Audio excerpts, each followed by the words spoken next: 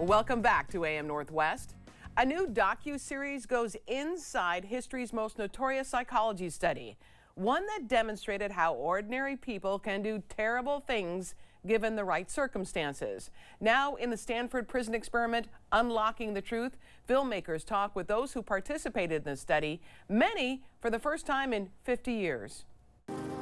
In a very extreme situation, different people behaved in different ways. We want to think that everybody's capable of being bad but us. If I'd have been there, I wouldn't have done that. But that's not what happened. What do you think would happen if you took a bunch of college kids, randomly assigned them to be prisoners and guards with costumes and everything, and locked them in the basement? Well, this is what happened 50 years ago. We welcome Emmy award-winning documentary filmmaker Juliette Eisner. Good to have you with us. Juliette, this is absolutely incredible work. First, explain for those, I remember this very well, explain for those viewers, though, who don't remember the Stanford Prison Experiment.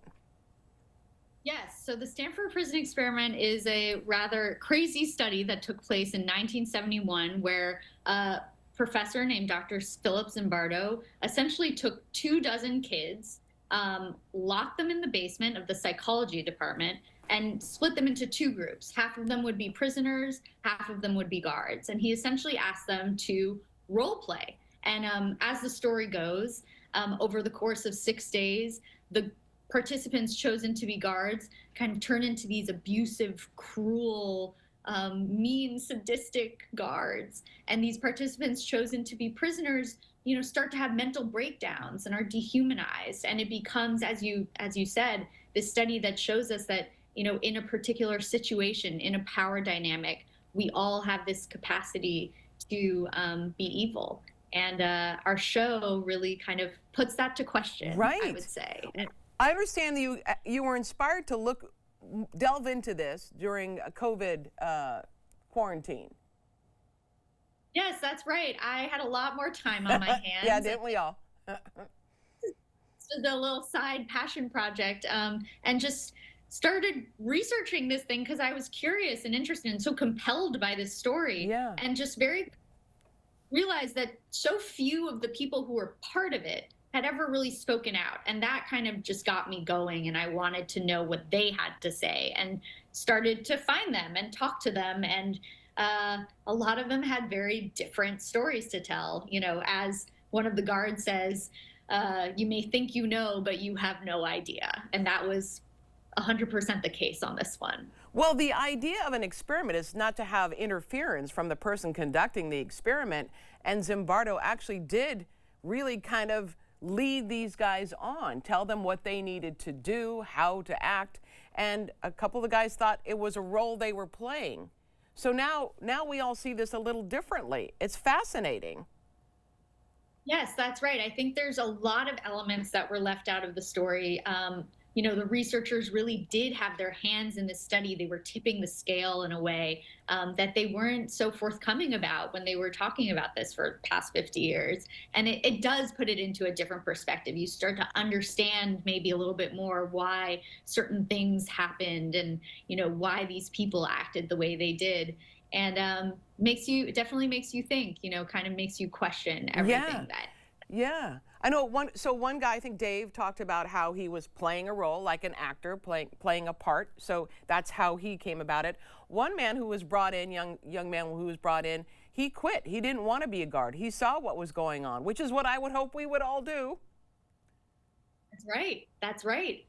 You know, and he was left out of the story because I don't think it really very perfectly. There was another guard who really didn't want to be cruel and abusive, and you hear on audio, you know, him being urged to kind of get tougher. Right. So a lot of people who really didn't want to kind of play the role of sadistic guard, and it's important to know that, I think, in this study. Professor Zimbardo became famous. I remember seeing him on TV shows back in the day. Famous. He unfortunately just passed away, a month ago, but you were able to get an interview with him, which I'm surprised he was willing to do an interview with you, but he did an interview with you.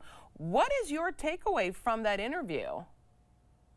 Yeah, I was so grateful that he sat down with us. I did not, think that he would give us so much time. He did. He invited us into his home over the course of 2 days. He was fantastic. This is a man who is so thoughtful, so smart. Even in his older age, he was very well spoken and had a defense. He still defended this study against his critics and has a very interesting take on it. And honestly, made me even kind of question some of the criticisms at times. So he's very convincing. And I think what's so fun about this show is that it really allows you to see all the different sides and kind of decide for yourself what you think is true and what isn't. Yeah, and I mentioned Dave, who played one of the guards. He still gets hate mail. Oh, yeah.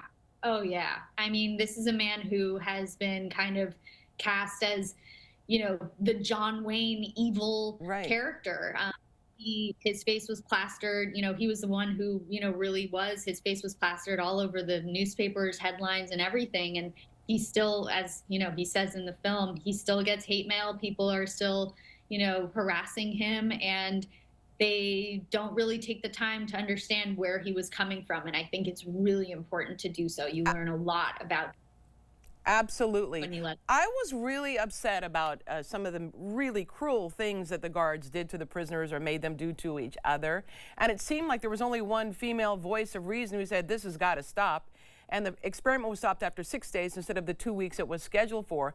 But at what point did Zimbardo have any feelings for the poor guys who were being tortured, essentially?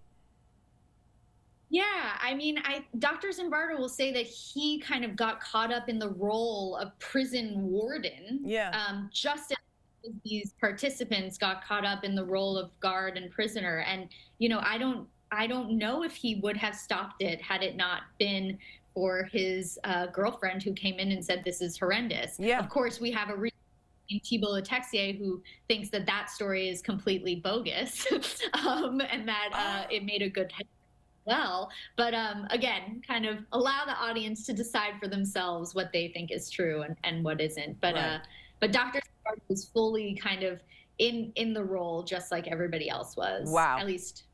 It's absolutely fascinating, so revealing. We want to tell everyone the Stanford Prison Experiment, Unlocking the Truth, 3-part docuseries is streaming now on Hulu and Disney+. Thank you so much. I appreciate Juliette. Thank you so much for having me. You bet. You bet. We'll be right back with more AM Northwest. Don't go away.